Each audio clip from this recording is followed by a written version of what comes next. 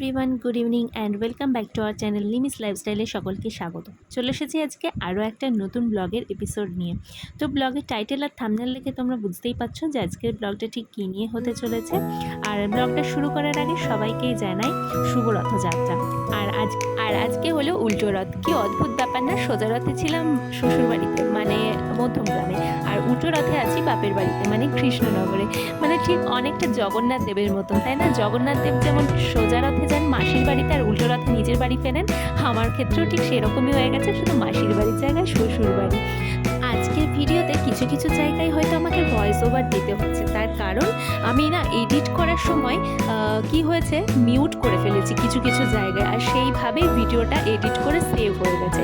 আর original কপিগুলো আমি না check করে ডিলিট করে ফেলেছি, তো ওই জন্য অরিজিনাল ক্লিপসগুলো আমার কাছে আর নেই, তাই এডিট করা ভিডিওতেই আমাকে কিছু কিছু জায়গায় ভয়েস ওভার দিতে হচ্ছে। তো যাই হোক, আমি এখন আমার সেই প্রিয় জায়গায়, সেই আমার বিয়ের আগে যেখানে অর্ধেকটা সময় আমার কেটে যেত। আর ওই যে দেখতে পাচ্ছ মা আর জেঠিমণি এখন গল্প করছে, একটু পরে মায়ের সাথে বেরোবো রথের মেলায়। আর আমি তো অলরেডি কুর্তিটা পরেই নিয়েছি, আর একটু পরে আমিও রেডি হয়ে নেব, কেন কি সন্ধ্যা দেওয়ার পরপরই আমরা বেরিয়ে যাব। এদিকে আকাশটাও যেন কেমন মেঘ করে এসেছে। দাঁড়াও তোমাদের ব্যাক ক্যামেরা করে দেখাই। ওই যে মেঘ করেছে দূরে, বেশ রথের দিনকে বৃষ্টি মানে বৃষ্টি একটা ওয়েদার থাকে, যদিও আজকে একটুও বৃষ্টি হয়নি, জানি না এখন বৃষ্টি হবে কি না এরপরে। তো মারা ওই যে ওইখানে মা আর জেঠিমণি দেখতেই পাচ্ছ, ওই যে ওখানে গল্প করছে। তো চলো যাই ওখানে মাদের কাছে দেখি কি করছে দুজন।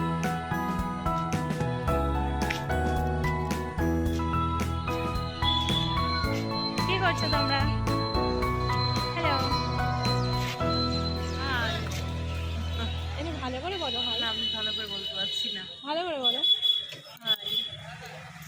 আর কিছু বলো। আর কিছু বলতে পারছি না। আজকে রথ, আজকে রথযাত্রা, সবাইকে একটু শুভ রথযাত্রা একটু উইশ করে দাও সবাইকে। আজকে উল্টো রথ, যাবো একটু পরেই আমরা নাকি রথ দেখতে। রথের মেলায় যেতাম না, যেহেতু তুই এসেছিস সেই জন্য যাবো। আমিও গেছিলাম সোজা আছে। আর এদিকে বসে আছে জেঠিমণি, এই যে বলো কিছু সবাইকে একটু হাই, একটু রথের উইশ করে দাও সবাইকে। রথযাত্রা, রথ দেখতে যাব সবাই মিলে। অনেকদিন পর নিমি এসছে, নিমির সঙ্গে যাব। তুমি একটা করে কথা বলছো আর একটা করে এরকম টাটা দিচ্ছ কেন সবাইকে? টাটা দিচ্ছ না হাই করছো? হাই করছো। তো এদিকে মা জেঠিমণি এখন গল্প করছে, আর আমি যাই নিচে গিয়ে একটু রেডি সেডি হয়ে নি গা, কারণ রেডি সেডি হয়ে একটু ছোটোখাটো রিলস বানাবো, তো সেই মতলবেই আমি আছি। তো যাই হোক, মারা এখানে গল্প করুক, তো চলো আমি রেডি হয়ে নিই, তারপর আবার ফিরে আসছি। তো আমি তো ফাইনালি রেডি হয়ে গেছি, আর এখন আমরা বেরোবো। হ্যালো, আমি বললাম যাবো না। দিদি বেরোনোর সময় দিন কেন যাবি না? কোথায় যাবি? যাবি না কেন যাবো না? কেন? জামা পাল্টাবি, ভালো জামা, নতুন জামা বেরিয়ে যাচ্ছি, কিন্তু যাওয়ার সময় ঝামেলা ভালো লাগে না, জানিস তো? এনে কোনটা দিবি? মুখটা ধুয়ে যা, মুখটা ধুয়ে মুখে জল দিবি? হ্যাঁ, মুখে জল যেখানে তো লিপস্টিক আছে, আবার ঘরে যা ধুইতে বলো, দেরি। তো এখন আমরা বেরোচ্ছি, মা সন্ধ্যা কমপ্লিট করলো, সন্ধ্যা দিল, সন্ধ্যা দিয়ে এবার এখন আমরা বেরোচ্ছি, যাচ্ছি। হ্যাঁ, এখন বলছি এইবার আমাকে নাও, এতক্ষণ মুড অফ ছিল। কেন মুডটা অফ ছিল কেন?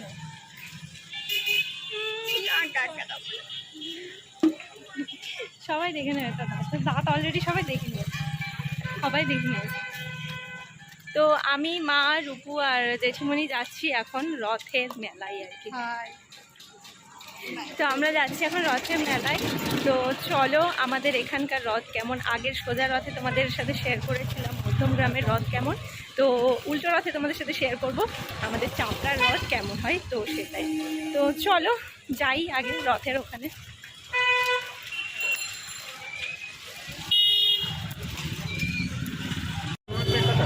ব্যাস রথের মেলায় এসেই ফার্স্টেই যেটা শুরু করে দিয়েছি সেটা হচ্ছে ফুচকার দোকানে চলে এসেছি এখন ফুচকা খেতে।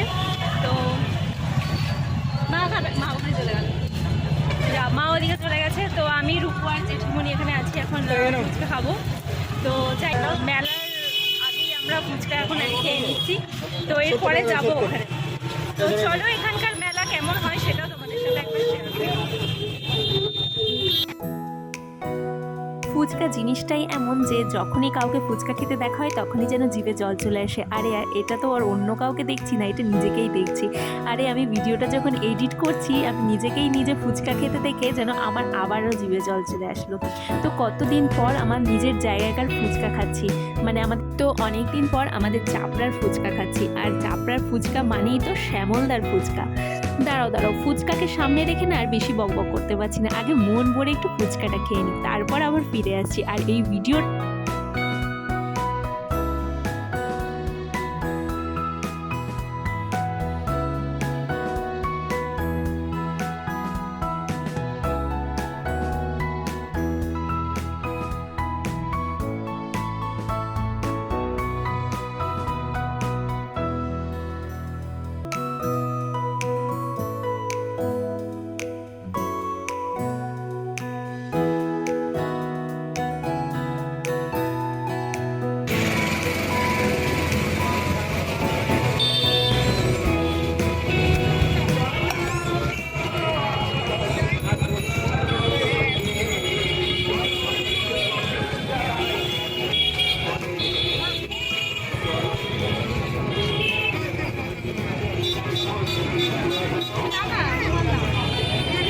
আমি দেবো।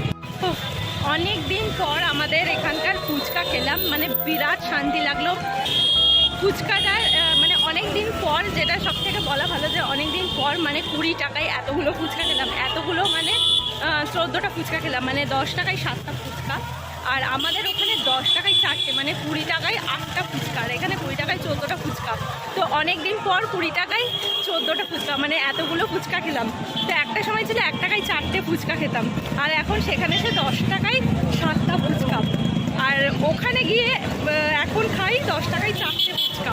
তো এটা মানে 10 টাকায় 14টা ফুচকা পাওয়া মানে এটা একটা মানে বিরাট ব্যাপার, মানে এটা সত্যি একটা বিরাট ব্যাপার। তো যাই হোক, ফুচকা খেলাম। তো এবার যাচ্ছি মানে সামনের দিকে এগিয়ে। তো রথের মেলা তো এরকম চারিদিকে ছড়িয়ে ছিটিয়েই থাকে। তো চলো তোমাদের সাথে ব্যাক ক্যামেরায়। আচ্ছা, কৃষ্ণনগর মানেই তোমাদের সর্বপ্রথম মাথায় কি আসে আমাকে একটু কমেন্ট করে বলো তো। আমার তো সর্বপ্রথম মাথায় আসে সেটা হচ্ছে ঘূর্ণির মাটির পুতুল। কৃষ্ণনগর মানেই মাটির পুতুল বিখ্যাত, সেটা আমরা প্রত্যেকেই জানি। আর যখন প্রসঙ্গ হচ্ছে রথের মেলা, তখন মানেই তো হচ্ছে মাটির পুতুলের দোকান। তো ছোট থেকেই দেখে এসেছি এখানে রথের মেলায় চারিদিকে শুধু মাটির পুতুল আর মাটির পুতুলের দোকান। কি সুন্দর সুন্দর দেখো মাটির পুতুলগুলো। আমার তো এই বউবরগুলোকে বেশ কিউট লাগলো, দেখো কি কিউট না, পুচকি পুচকি বউবর। ব্যাস, সময়ের সাথে সাথে সব কিছুই কেমন যেন পাল্টে যায়, তাই না? ছোটবেলায় এই রথের মেলা থেকে কত পুতুল কিনে নিয়ে যেতাম, আর এই পুতুলগুলো সামনেই তো ঝুলন আসছে, আর এই ঝুলনে খুব সুন্দর করে সাজাতাম আমার। তো যাই হোক, তোমাদের সাথে কথা বলতে বলতে আর এই ছোট্ট ছোট্ট মাটির পুতুলের দোকানগুলো দেখতে দেখতে আমরা এখন চলে এসেছি মন্দিরে। আর মন্দিরে এসে দেখি অনেক রথ, আর সব থেকে যেটা আকর্ষণীয় আমার কাছে লেগেছে এই যে কচি কাচাদের বানানো এই পুচকি পুচকি রথগুলো। কি কিউট না রথগুলো। এই দেখো, যোগু দাদা, বলরাম দাদা, সুভদ্রা মাতা। সোজা রথের দিনকে জগন্নাথ দেবের দর্শন পেয়েছিলাম ঠিকই, কিন্তু সেটা অতীব কষ্টে। কিন্তু রথ টানাটা আর কপালে জোটেনি, তাই আজকে মন প্রাণ ভরে জগন্নাথ দেবের দর্শন করে একটু রথ টেনে নিলাম। আর এই যে এখানে সবাই ছোট ছোট বাচ্চাগুলো আবার প্রসাদও দিচ্ছিল, তারপর প্রসাদ খেয়ে নিলাম। বাহ, এই রথটা তো খুব সুন্দর, দেখো।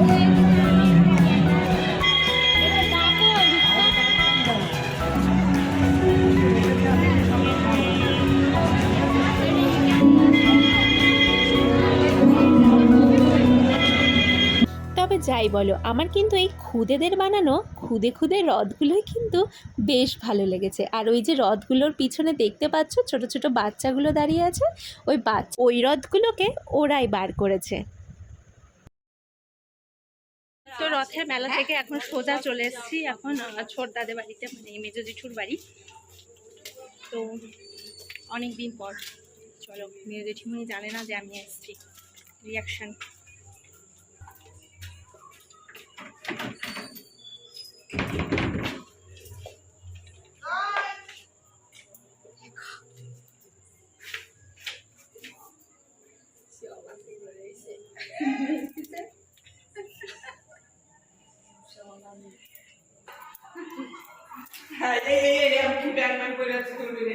আমি তো তুলবো, তুলবোই তুলবো, তুলবোই তুলবো, তুলবোই তুলবো। তুলবো না কেন? তুলবো না কেন? শুধু মুখ তুলেছি দেখো। মা কি স্ত্রী আমাকে লাগছে। কেমন আছে বলো? তুই কেমন আছিস তাই বল। ভালো আছি। চল ভালো আছি একটু, হ্যাঁ হ্যাঁ হ্যাঁ হ্যাঁ দীঘায় গেছিলাম। এই যে আমার জেঠু এখন কি মাছ, এটা আটা মারছো কেন? কি হচ্ছে? ভালো কাজ তো, ভালো কাজ ঠিকই, সবাই সব সবাই সবাই কাজ করো। করো। আমি না আলগা গায়ে তো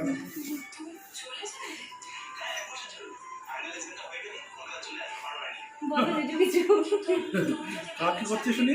এটা ব্লগ হচ্ছে, ইউটিউবে সবাই না না দেখবে। না ইউটিউবে দিস না তুই আমার কেন? বাপ রে বাপ। কত সুন্দর আটা মাখছে এটা। না না ইউটিউবে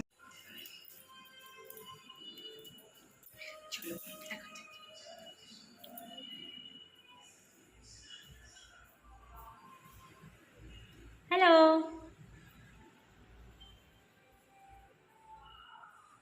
যা কেউ তো নেই দাদা।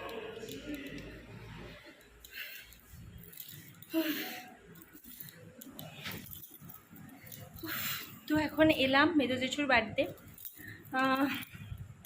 আর আমি সোজা চলে এসেছি এখন দাদার ঘরে, দাদার সাথে একটু আড্ডা দিতে।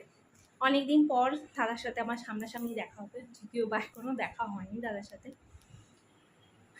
তো যাই হোক, দাদা আসুক, তো আমরা গল্প টল্প সেরে নিই, তারপরে আবার কিছুক্ষণ পরে আবার ফিরছি। তো বন্ধুরা, ভিডিওটা আর কন্টিনিউ করা হয়নি, কেন কি অনেক দিন পর দাদার সাথে দেখা হয়ে মানে দাদার সাথে এতটাই গল্পে মশগুল হয়ে গেছিলাম যে আমি ভুলে গিয়েছিলাম যে আমি ব্লগ করছিলাম। তো যাই হোক, ভিডিওটা ভালো লাগলে অবশ্যই লাইক কমেন্ট আর শেয়ার করতে ভুলো না। যাওয়ার আগে চ্যানেলটিকে সাবস্ক্রাইব করে দিও। টাটা।